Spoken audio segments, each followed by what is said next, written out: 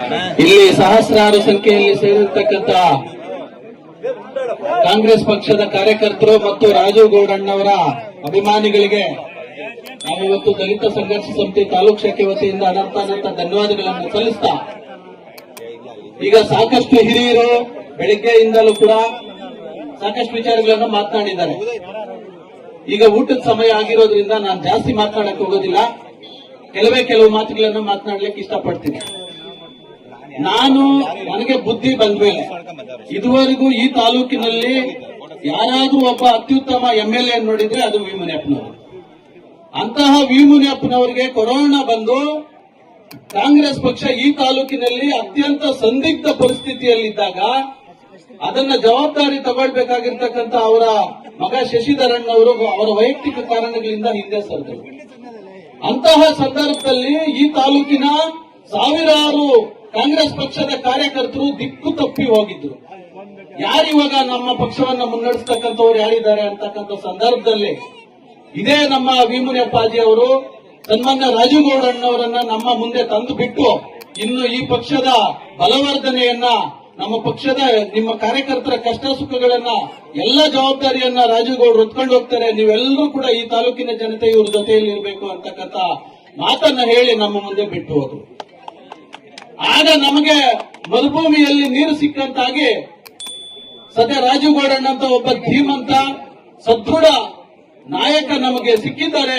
ಅವರು ಮುಂದಿನ ದಿನಗಳಲ್ಲಿ ನಮ್ಮ ಎಲ್ಲ ಕಷ್ಟ ಸುಖಗಳಲ್ಲಿ ಭಾಗಿಯಾಗ್ತಾರೆ ಅಂತಕ್ಕಂಥ ಏನು ನಂಬಿಕೆ ಇಟ್ಟು ನಾವು ಅವ್ರ ಜೊತೆಗೆ ಬಂದ್ವೋ ಅದು ಒಂದನ್ನು ಕೂಡ ಹುಸಿ ಮಾಡಲಿಲ್ಲ. ಅವರು ಪ್ರತಿಯೊಂದು ಭರವಸೆ, ಈ ತಾಲೂಕಿನಲ್ಲಿ ಯಾವುದೇ ಸಮಸ್ಯೆ ಬರಲಿ, ಆರೋಗ್ಯದ ಸಮಸ್ಯೆ ಬಂದಾಗ 10 ಆಂಬ್ಯುಲೆನ್ಸ್ ಅನ್ನ ಫ್ರೀ ಬಿಟ್ಟು ಇವತ್ತು ನಾವು ಪ್ರತಿದಿನ ನೋಡ್ತಾ ಇದ್ದೀವಿ, ಪ್ರಾಣವನ್ನ ಜೀವಗಳನ್ನು ಉಳಿಸ್ತಾ ಇರ್ತಕ್ಕಂಥದ್ದನ್ನು ನೋಡ್ತಾ ಇದ್ದೀವಿ. ಶಿಕ್ಷಣದ ಸಮಸ್ಯೆಗಳು ಎದುರಿಸ್ತಾ ಇರ್ತಕ್ಕಂಥ ಬಡಬಗ್ಗರ ವಿದ್ಯಾರ್ಥಿಗಳಿಗೆ ಅನೇಕ ಸಂದರ್ಭಗಳಲ್ಲಿ ಅವರ ಆಸರೆಯಾಗಿ ನಿಂತು ಅವರ ವಿದ್ಯಾಭ್ಯಾಸಕ್ಕೆ ಸಹಾಯವನ್ನ ಮಾಡಿಕೊಟ್ಟಿದ್ದಾರೆ.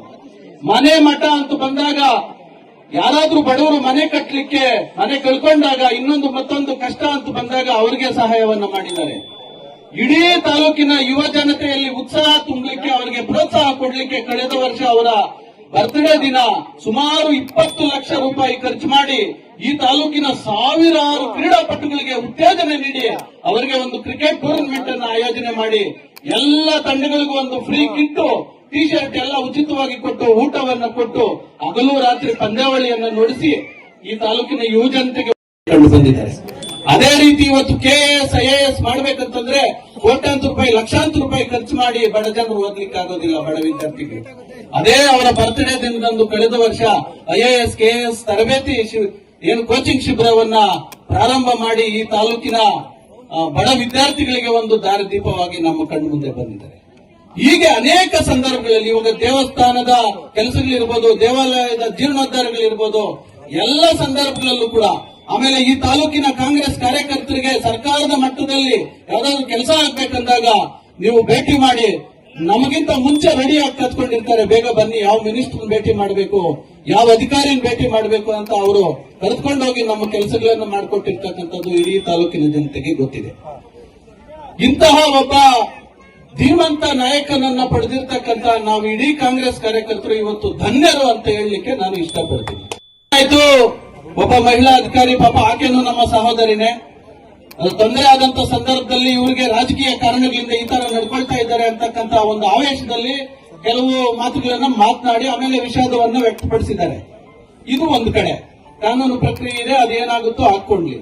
ಆದ್ರೆ ಇವತ್ತು ನಮಗೆಲ್ಲ ದಾರಿದೀಪವಾಗಿ ನಮಗೆ ಆಸರೆಯಾಗಿ ನಿಂತಿರ್ತಕ್ಕಂಥ ಒಬ್ಬ ವ್ಯಕ್ತಿಯನ್ನ ಈ ಒಂದು ಚಿಕ್ಕ ಕಾರಣ ಇಟ್ಕೊಂಡು ಅವರ ರಾಜಕೀಯ ಭವಿಷ್ಯವನ್ನ ಮುಗಿಸ್ಲಿಕ್ಕೆ ನಮ್ಮದೇ ಜನ, ನಮ್ಮ ಜೊತೆಯಲ್ಲಿ ಇರ್ತಕ್ಕಂಥವರೇ ಹೊರಟಿರ್ತಕ್ಕಂಥದ್ದು ಇವತ್ತು ಎಷ್ಟು ಸರಿ ಅಂತಕ್ಕಂಥದ್ದು ನಾವೆಲ್ಲ ಯೋಚನೆ ಮಾಡಬೇಕಾಗ್ತದೆ.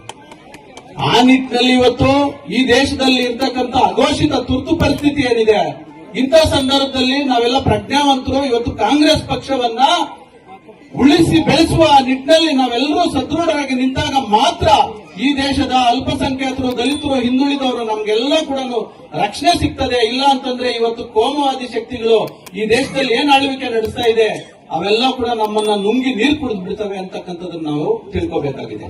ಆ ನಿಟ್ಟಿನಲ್ಲಿ ನಮ್ಮ ಶಿಡ್ಲಘಟ್ಟ ವಿಧಾನಸಭಾ ಕ್ಷೇತ್ರದ ಎಲ್ಲ ಮತದಾರರು, ಅಲ್ಪಸಂಖ್ಯಾತರು, ಹಿಂದುಳಿದವರು, ದಲಿತರು ಇವತ್ತು ಎಲ್ಲ ಸಮುದಾಯದ ಜನರು ರಾಜುಗೌಡಣ್ಣವರ ಜೊತೆಯಲ್ಲಿ ನಿಂತ್ಕೋಬೇಕು. ಮುಂದಿನ ಚುನಾವಣೆಯಲ್ಲಿ ಅವರಿಗೆ ಮತ ಚಲಾಯಿಸುವ ಮೂಲಕ ಅವರನ್ನ ಜಯಶೀಲರನ್ನಾಗಿ ಮಾಡಿ ಅವರನ್ನ ಅಸೆಂಬ್ಲಿಗೆ ಕಳಿಸ್ತಕ್ಕಂಥ ಕೆಲಸ ಮಾಡಬೇಕು.